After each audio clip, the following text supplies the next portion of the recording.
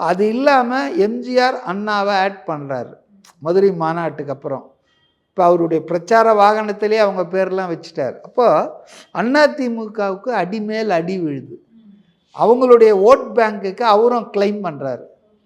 மைனாரிட்டிஸுடைய போட்டு அது 2 பேருக்கும் பாதிக்குது, திமுக அதிமுகவுக்கு. ஆனால் அதிமுகவுடைய ட்ரெடிஷ்னல் ஓட் பேங்க் இருக்கு இல்லையா, அதை குறி வச்சு அடிக்கிறாரு விஜய். அப்போ அது அதிமுகவுக்கு பலவீனம்.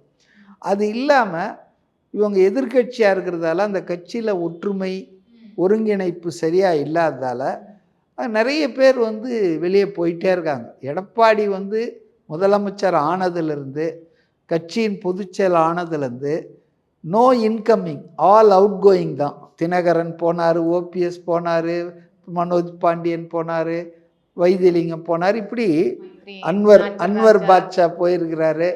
அடுத்தது நம்ம மைத்திரேயன் இப்போ போனார். அதுக்கப்புறம் நிறைய பேர் போயிருக்காங்க.